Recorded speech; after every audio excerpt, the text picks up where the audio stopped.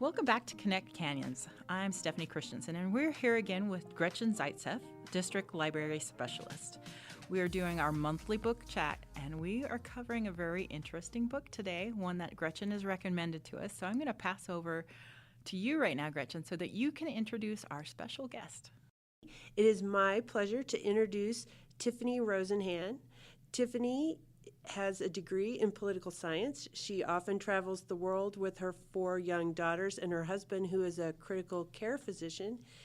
Fortunately for us, she lives here locally in Utah, and we had the pleasure of reading her debut novel, Girl from Nowhere. Tiffany, thank you for joining us. Thank you for having me. This is so exciting. How did you come about writing a book? I have to say I fell into it. I started writing stories when my first daughter was born about 15 years ago, and I'd gone through college pretty quickly, and I found myself home with this new baby, and I loved being home, but my mind was kind of bored. And so I started writing stories as a way to entertain myself, and I just wrote stories for fun for years until I finally realized that I had something that I just couldn't walk away from. And at that point, really, I had found creative writing, or rather creative writing had found me, and I've never looked back. So I'm an accidental writer, you could say, but now it's a huge part of my life, and I couldn't feel more grateful for the opportunity I have to write stories. That is awesome.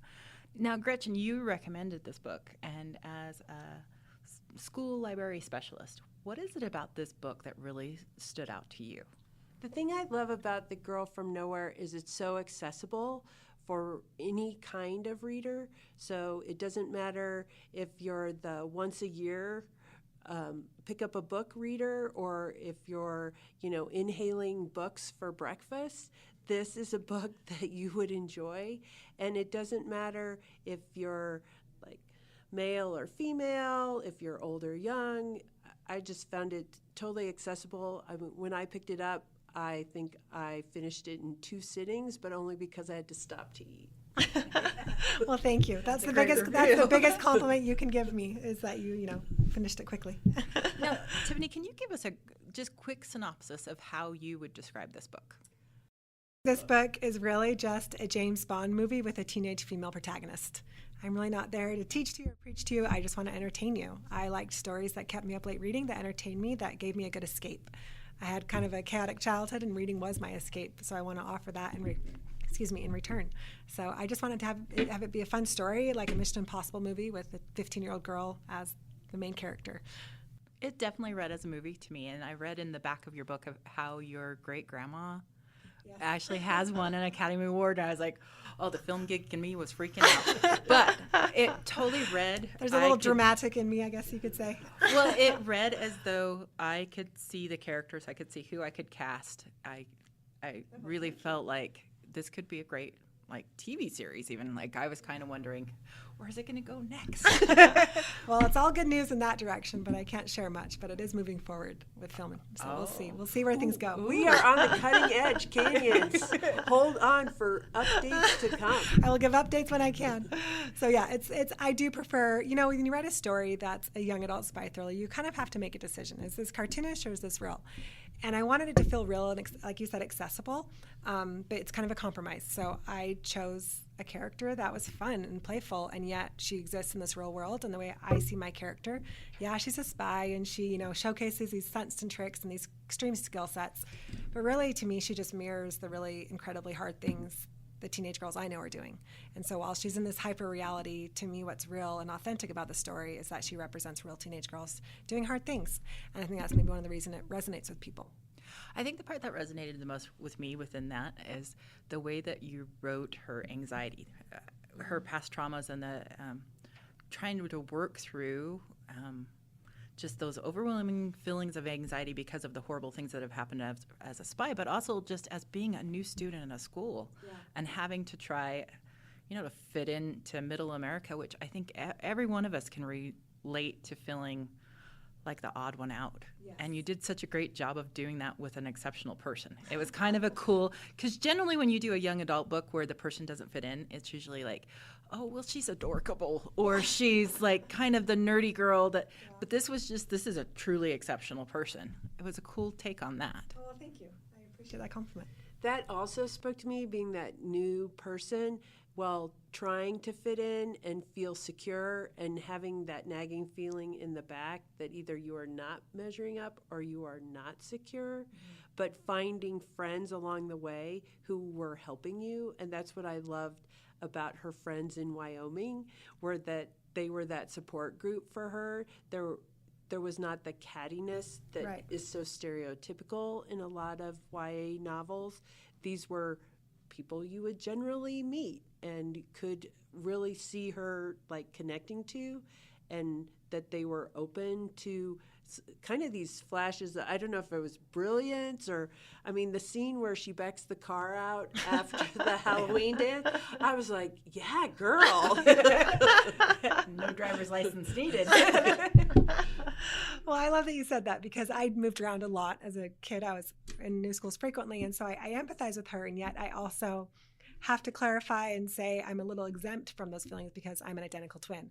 And so I had the benefit and the privilege of moving a lot and meeting new friends and settling in new schools, but I had the security of having my best friend with me. And so I had this odd dichotomy where I experienced it, but in maybe a safer, healthier way. And so I recognize and I acknowledge those feelings, of feeling like you don't fit in and you don't belong, and yet they didn't traumatize me the way they might others, because I had my twin sister. So I feel like I had the benefit of that without the kind of trauma that can be associated with that. And I think that's where Sophia comes from in a lot of ways. It's just my vulnerability as a teen and wanting to feel like you fit in, and yet I unintentionally really, there were no mean girls in the book, and I've never written mean girls into the book. And someone pointed that out, and I kind of struck me by surprise that I had never even thought about it, because that was never my experience. The girls I associated with were kind and welcoming and inclusive. And yes, there's issues, but I feel like it's too easy to categorize girls as just being, yes, by the new girl. And especially when you're moving into like a small town where people may have gone to school with each other for a long time. And one of the things I also liked was I felt like the teenagers were very authentic. And I liked that Sophia and Alex were equally yoked. I do that all the time. Everyone does. It's okay. Yeah, they were pretty equal, weren't they? Well, they were equally yoked in that, they had similarities that were became more apparent over the course of the novel, which made it seem like, oh yeah, that would be a reason why they might be attracted to each other. I love that. That's well said. One of the things that I was very curious about with it is a lot of times in young adult novels or any female-led novel, I always find that they introduce the woman based on her looks. It's always kind of, she was either not the most attractive woman or she was incredibly attractive. And one of the things I loved about Sophia, you introduced her by her accomplishments. Like, it stuck out to me more that she speaks 14 languages. She speaks this. If you asked me what she looked like, I didn't focus on that like I do in other books, which I thought I really enjoyed that. I think you really navigated staying away from stereotypes that are so detrimental to girls. And I really think you built up a really strong female character. Was that part of the reason that you chose? I have to say so much of Girl from Nowhere evolved just naturally and subconsciously. There wasn't a lot of intention, but I feel like it's a natural byproduct of what I believe. I mean, I'm a mother of 4 daughters. And growing up reading all the spy thrillers, I loved them. And yet it is hard to be taken seriously as a spy thriller author as a female, because most of them are penned by men. And I think most spy thriller authors tend to sexualize women. And they tend to have the women even if they're incredibly capable and talented, they tend to solve problems by their appearance and their physical bodies. And I wanted to intentionally do something different with my character, because I wanted her to solve problems with her intellect and her skills that she's trained for. And that doesn't mean she can't also be beautiful and lovely and talented and kind and good. But she also has skills and talents that she can use and is equipped with in order to defeat the enemy. But I didn't want to follow the tradition of spy thrillers where they just sexualize the female character. And that's something that I would think that, because I'm a parent of a daughter, she's only 9, so I don't know that I'm going to have her read it yet, but I thought about this book immediately afterwards, that I did want my son to read it and my daughter eventually, because first of all, it's a fun read, and any time you can get your kid reading is a win. But secondly, I really did enjoy that it didn't go to the stereotypes of even the popular kids. It's so easy to do that, us and them within the high school, and there was none of that, and I truly enjoyed that. Well, thank you. I feel fortunate. I must have gone to a good high school that taught me well because I had good friends and I had people that were kind, that were very different from me, and yet we got along pretty well. And so I think that's also an environment that people can be in without being stereotypically boxed into these high school social groups. That wasn't as realistic for me, so I didn't write about it. One of the things I also thought was authentic was, in spite of the fact that she has all this training and all these talents and all this experience, that she still sometimes makes decisions where, like any teenager, where their brain is not all connected and there are consequences which are natural, but it helps move the story along. Especially, like, she goes out and she runs and it's about to snow, and I'm like, I could totally see a person in the place where she was in the story making that decision, in spite of the fact that the rest of us are going, that's not smart. You're so Maybe dumb. a treadmill. Yeah. right. Well, I think she's always been to me just an average girl with a complicated life. She has these skills not because she's a robot or because she's an alien, but because her parents have trained her in a very specific way. And she's like my 15-year-old daughter. I mean, I'll take my 15-year-old daughter to tennis practice, and she doesn't have a tennis bag. And I'm like, how do you get in the car and go to practice without your equipment? And it doesn't even cross her mind because she's 15, and 15-year-old brains are undeveloped. So I hope she makes mistakes. I definitely don't want her to be perfect, nor did I ever want this character to be perfect. I want her to be cool and fun to read about, but really I just want her to be a girl that's struggling with her own hormones and emotions and feelings while dealing with some, kind of fun, hyper-realistic, events. Well, she deals with these, like, crazy things like international spy rings and the math test. Yes. So, I feel like, I was like, I want to live that life, where I have these big, lofty things that are impacting my life, but I still have this reality that I live in like everybody else. But don't we all deal with things that are incredibly important, and it's a counterbalance to the nitty-gritty of our daily life? I feel like that's realistic. We all have these things that are incredibly valuable to us, and we have to struggle through and work through, and it's not as fun as like the spy thriller side, but we're nonetheless all kind of persevering and pushing through, and it's challenging, and so I think we have to rely on our skill sets. So we are kind of like all spies, I guess, in a way. What drew you to the YA genre, if you would call it a genre? I've always read YA. I loved YA. I feel like there's something kind of really beautiful and primitive about a young student's experience, teenager or youth. I feel like we only view the world the way we do as a teenager when we're teenagers, and we forget the rest of our lives. And I feel like there's this raw lens that teenagers view the world that's real and authentic. You can't really trick them. You can't beat around the bush. They have this instinct that they see through you. And I think that's incredibly valuable and something that we tend to criticize about youth, but I think it's an asset. And so I've just loved the way that teenagers view life, and I want to be in that. And I guess I want to stay young by reminding myself how I viewed the world when I was that, the optimism and the fearlessness. I think that's valuable, and so I just love YA. I think you can do things in YA that you can't do as adults. We're more forgiving of the bad choices when they're 15 than we are if she's 25. Then it's just obnoxious, right? But when teenagers are developing, we give them more grace.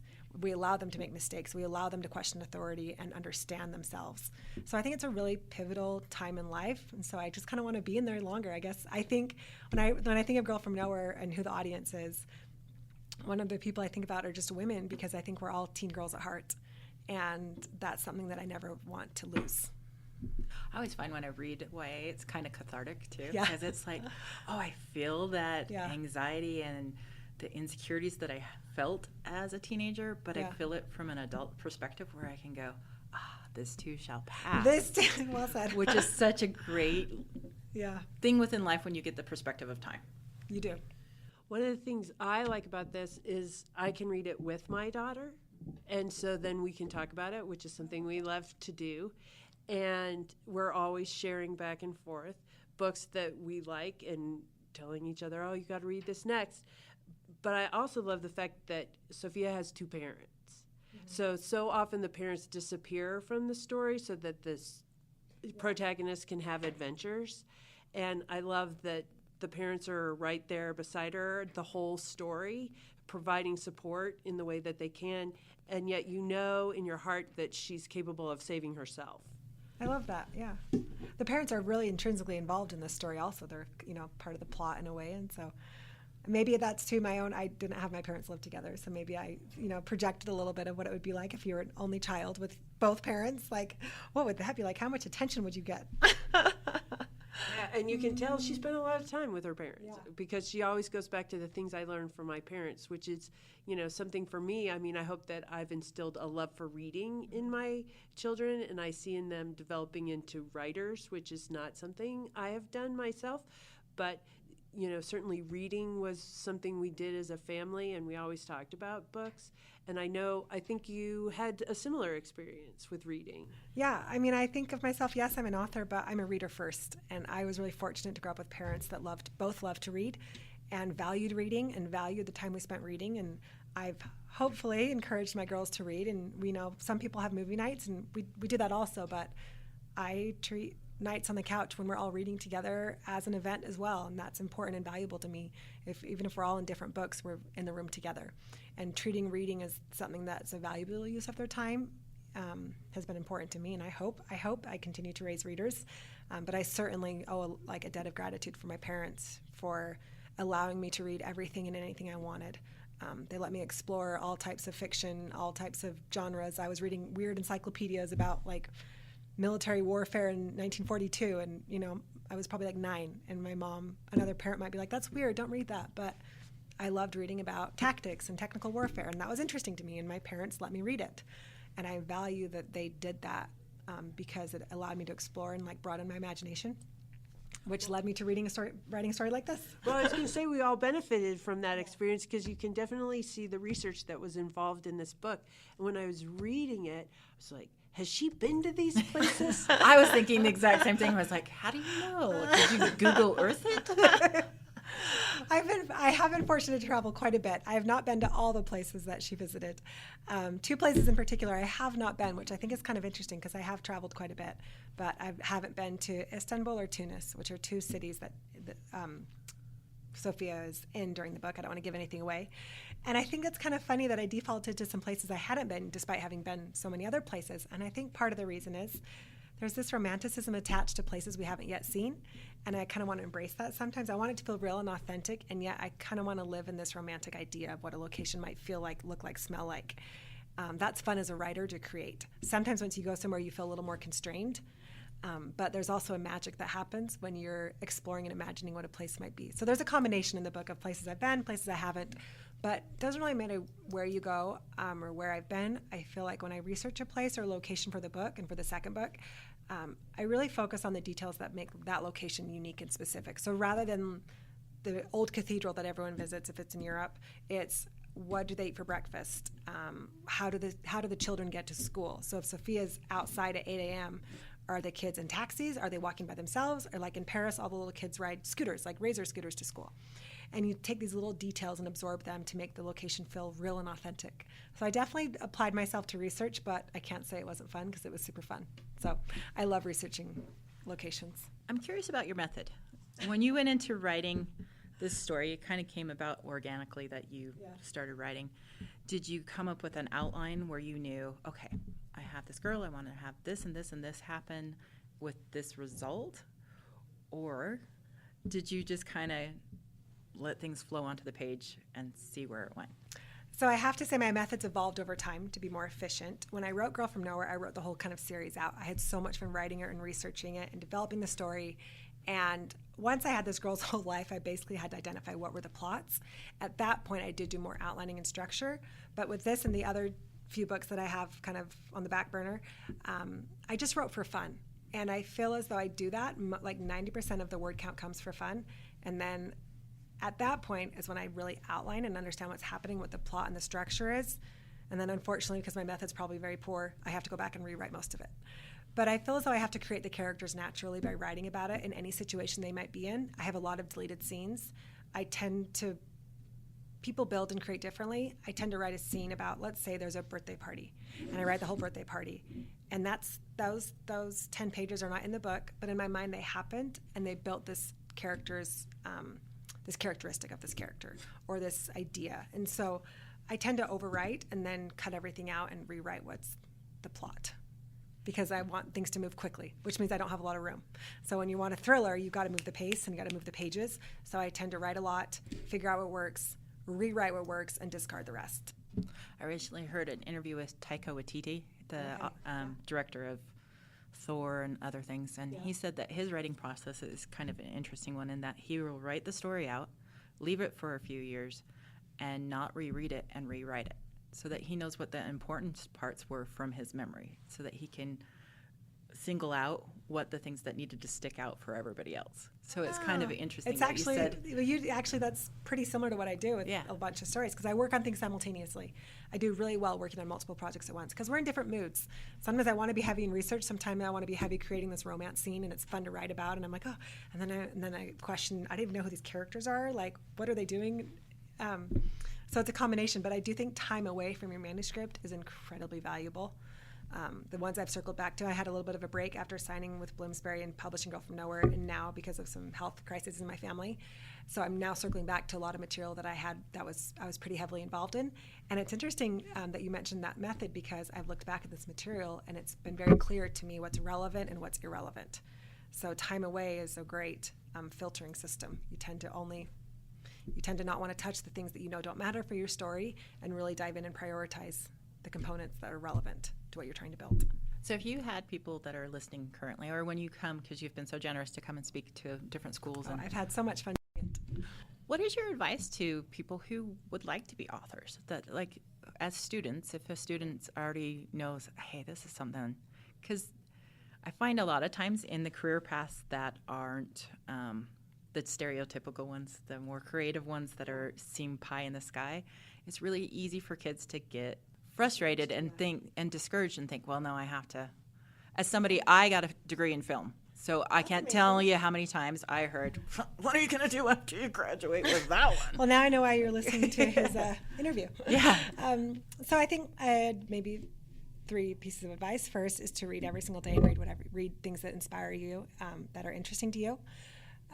Read, and I encourage you to write for 5 minutes a day with a pen and paper, and I encourage you to write badly and terribly.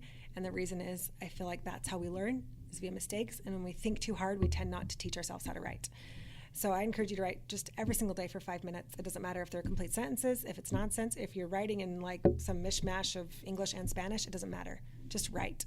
Because what I believe is we're all creative and we have stories, and yet what we don't all have, myself included, maybe some people are fortunate and blessed with this, but we don't have the highway between our thoughts and our imagination and our ability to write them down.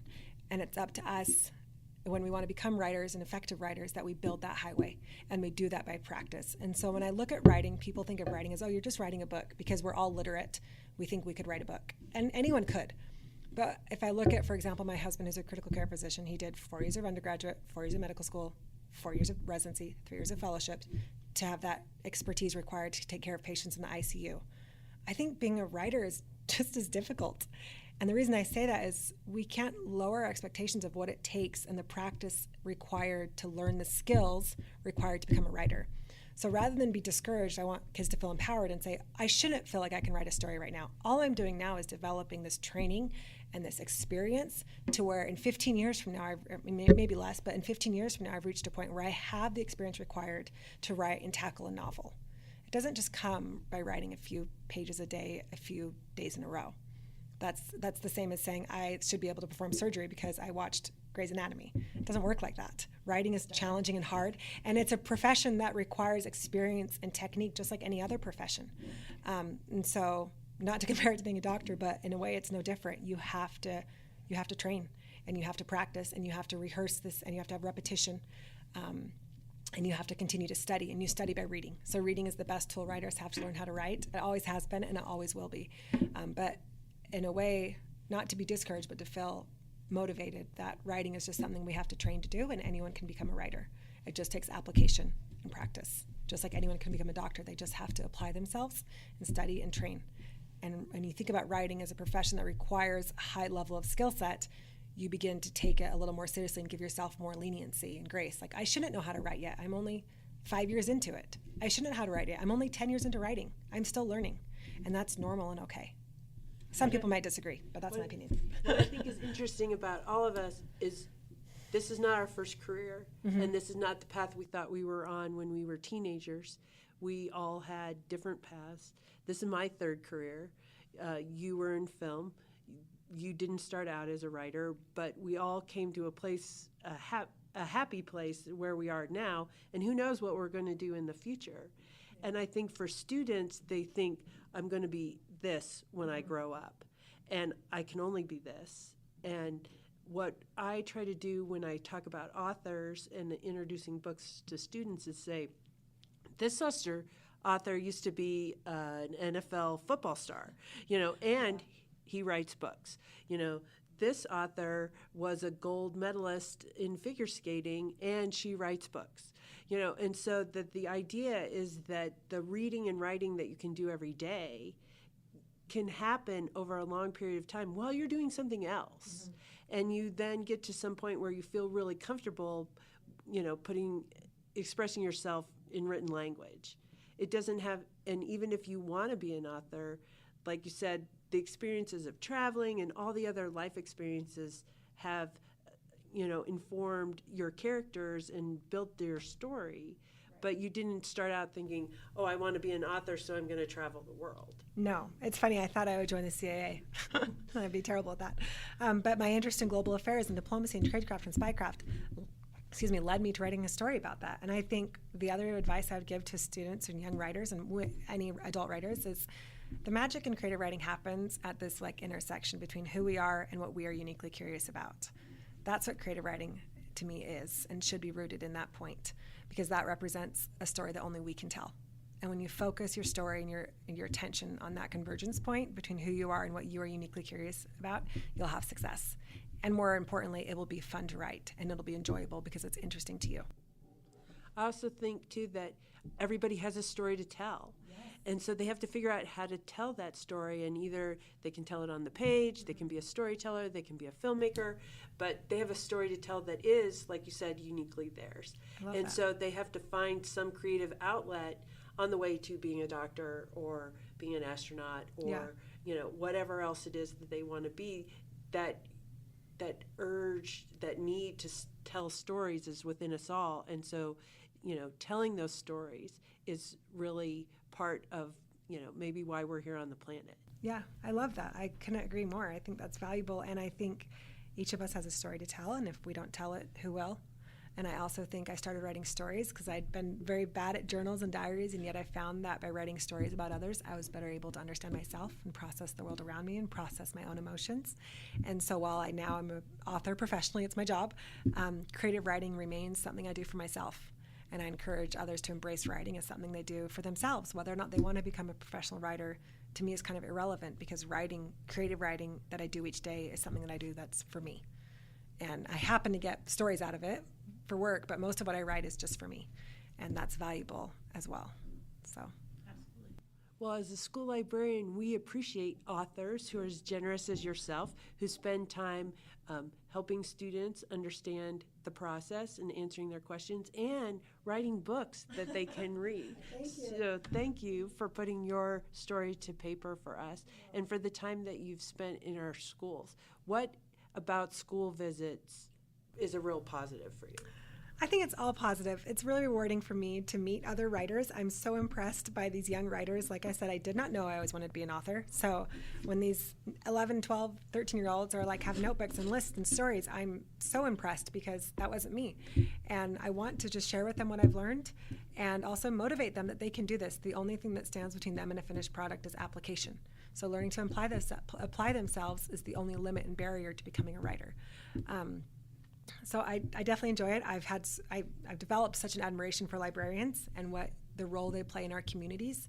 I grew up with parents that love to read, as I mentioned, and so I came late to really understanding the role librarians played, because I was already a reader. I already had so many books at home.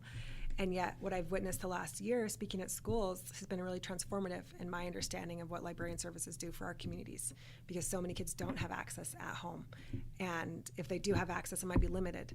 And so librarians have played this essential role in advocating for literacy and for writing, but advocating for literacy among our youth in our community. And so it's important to me just to supplement in what way I can by supporting them and motivating students and young writers to keep reading and keep writing, not just because they want to become writers, but because both reading and writing represent valuable ways that they learn to understand themselves and will eventually contribute back to our community. So I've been really impressed by the work that's being done in in libraries and among schools right now, especially post-COVID. It's been a little, hard for everyone, and it's nice to see that books are still accessible for students in a way that they were accessible to me, where it was escapism. And I think maybe that's why I like to write books that are escapist, but I always appreciated those authors who wrote these fun stories that allowed me to escape the chaos of my life. And so if I can in some way contribute by speaking to schools and speaking to students about writing, it's important to me to do so. I also feel like what I offer in this book in particular is an adventure and an escape. And if I can add to that experience in some way by answering questions and talking to them about how I built the book, what inspired it, what kind of stories were written, it's part of what I feel like I owe the reader, because I promised them an experience. And if I can add to that experience by sharing more, I want to do that. Students are impressive. They get a hard rap right now because we've all gone through so much, and kids especially have suffered, I think, during COVID more than anyone. And so they need to be invigorated again. And I think we can all contribute to that and I admire how much they've worked through, and I admire their commitment to writing at such a young age. I am in awe of how committed they are and what the creative writing classes that are available. I certainly never took a creative writing class, and yet these kids are incredibly competent and efficient writers. And so I want to guide them in whatever way I can, small way I can. So I am a reader who reads from the very first word on the flap all the way to the last word on the back flap. Okay. And so one of the things I loved after reading Sophia's whole adventure was to then read your acknowledgments at the end. Okay. And I felt like it was really empowering in the way that you talked about females particularly, and also you called it your real women who inspired your fictional female warriors. Yeah. So you had to have had people in your life who not only encouraged you then, but now who helped with this creation. Yes. And I would encourage everyone to get the book and read the whole book and then read the acknowledgments. I agree. Thank you. I've had a lot of messages about the acknowledgments, and I wrote it, I think, at a pretty tender time. My husband had just had a stroke. I was sending my final work in for Girl from Nowhere. And I just felt like, gosh, this book is just for girls and youth to feel better about themselves and embrace our talents, embrace what makes us strong, and not be ashamed of what makes us unique and powerful. And so I've been fortunate to have women in my life who are incredibly talented and skilled and hardworking. And of course, my mother is one of them. My great grandma was a movie star, Mary Astor, and she gets a lot of rap for her, what would you call it, her love life. She's notorious. And yet she did things that other women had never done. She stood up to the film executives in Hollywood when they told her that if she didn't back out of a custody trial and over that she was fighting for her daughter, and if she didn't withdraw from the custody trial, she would never work again. And she said, fine. And she did not withdraw, and she won the custody case and then won an Oscar for acting a few years later.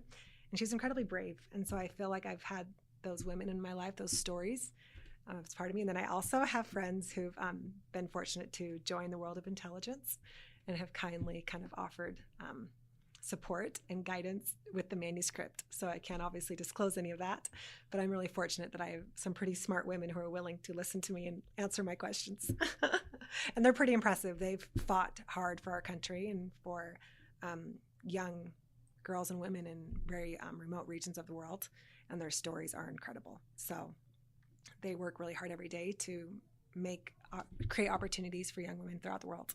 And I admire what they do, and so they were generous with their time helping me make sure the story works. So women are incredible. They are, and I think what you have done is also incredibly brave. I think it takes a lot to put your creative baby out there into the world and to go to a publishing house to do so, because currently in the publishing world, if I understand correctly, I could be completely off my rocker, it seems like a lot of people are going the online publishing route where they do it themselves because it's a little bit easier. Yeah.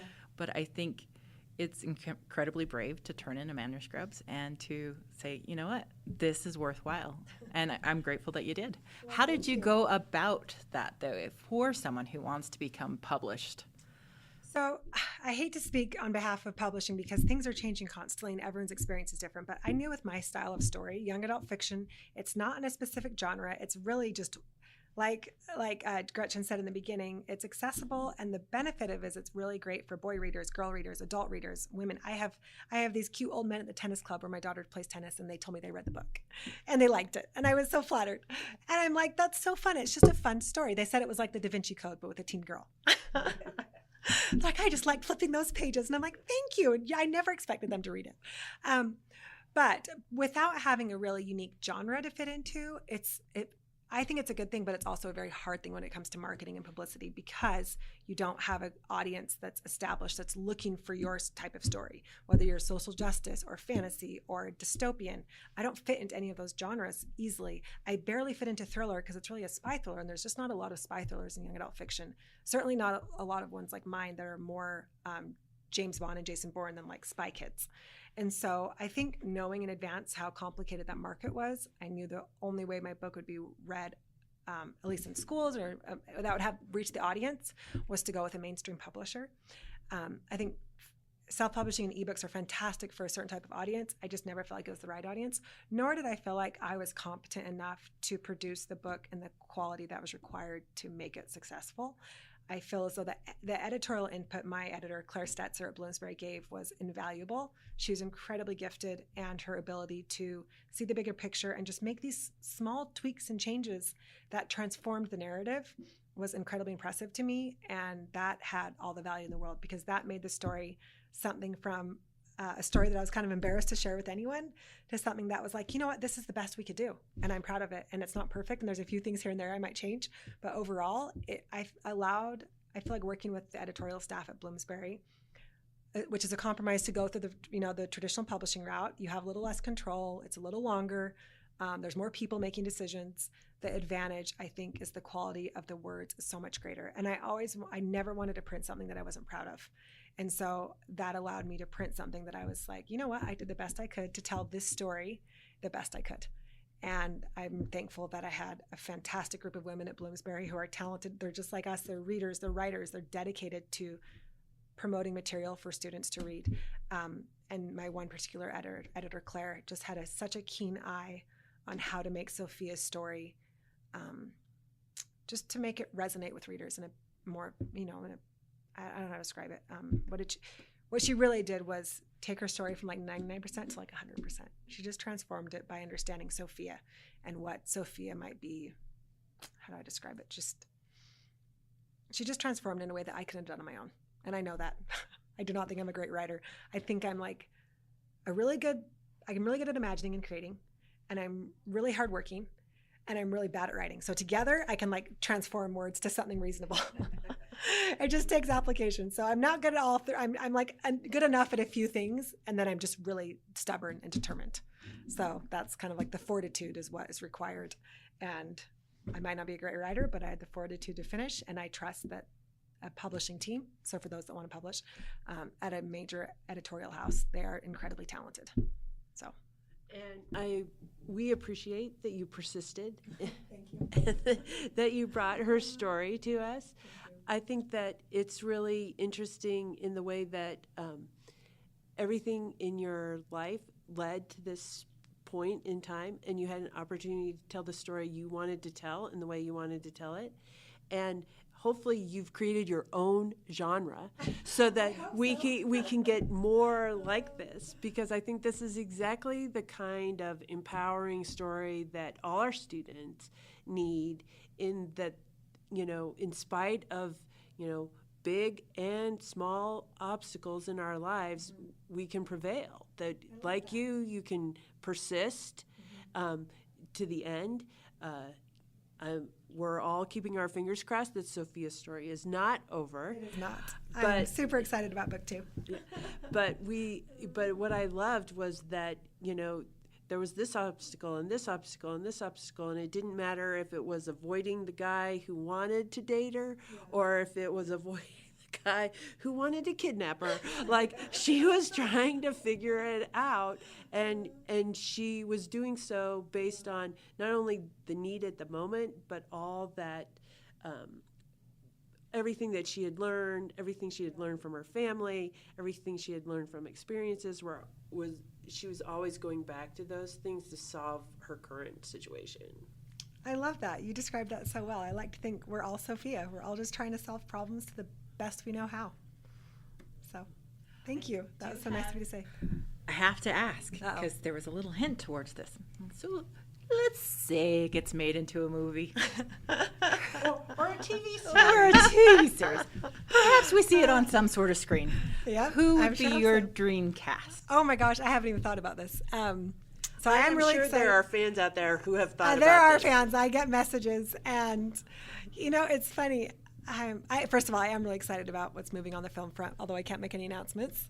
I don't know. I just think I think the girl that represents Sophia has to be incredibly clever and smart, because Sophia flips between languages and she's solving problems. And I don't know. I guess I don't have a dream. Let's see. When I was trying to think if I could think of someone off the top of my head. Well, I think I can't. This sounds like a challenge for our readers and listeners, is to figure out who the dream cast is, because I'm sure that whoever in Hollywood is considering this needs our input. They do, and they're going to be listening to this. I'll have to think of this and come back to you. This is a good question. I need to actually settle down on an answer. Sophia's not an abrasive character, and she's not aggressive, and she's not like this, like, I'm a combat veteran, like, mentality. She's not really in your face at all. She's far more delicate, I think, with the way she treats things. So I want someone that can counter that balance. I don't want Sophia to be this like boy spy figure, because that's not her. I feel like her assets are her femininity. Her assets are the delicate and insightful way she views things. It's not like she can rough and tumble all day long. That's not her skill set as an operator. It's it's her female qualities that make her strong. And I love that that's how the book ends, is that's what comes into play when she solves the big problem that I didn't even know she had. And so when we got to the final scene, I was like, she is clever and she is smart. And in spite of all the training and the spy gadgets and everything else in her life, it was her brain that figured it out. Oh, that's a compliment. That's what I wanted to do. So hopefully I definitely loved she kept playing the Sherlock. How her friends even pointed out, like, you're a freak. You're noticing things that, why are you noticing how I stand, that I was a ballet dancer? Come on now. I loved those little details that you built up through the end, so that it wasn't unbelievable at the end that she would notice things and be able to figure things out. You gave every little step to get there. Okay, well, thank you. That's very nice of you to say. Well, thank you again to both of you for joining us for our podcast. Maybe we should leave the readers with the first line. Is that a good idea? The first line. Tell the readers why the first line is important. Okay, the first line's important. For my writers among you, first lines are important because for the reader, they want to ask a question, they want to read the next line. But for the writer, it's important to get the first line right, because it solves a major problem with writing, which is we tend to start the story too soon. And so writing an accurate first line is the best identifier I have found that we're starting the story in the right spot. Sorry, indicator, not identifier. I guess identifier is also right. The first line is the best indicator I found that I'm starting the story in the right spot. So I tend to start the story pretty late in the game. So here we are. So listeners, I have the privilege of reading the first line from Girl from Nowhere by Tiffany Rosenhan, Chapter 1. Another knock at the door. I seal my grip tighter around the pistol. You have to get the book to see what happens next. Did we succeed in the first line? I sure hope so. Thank you so much for having me. Well, thank you again, and thank you for supporting our libraries and our students. I really believe that both of you are providing a safe place for our kids, and a place where they can find old friends that they can go back to throughout their life through the covers. You've been listening to Connect Canyons. If you have further story ideas, drop us a line.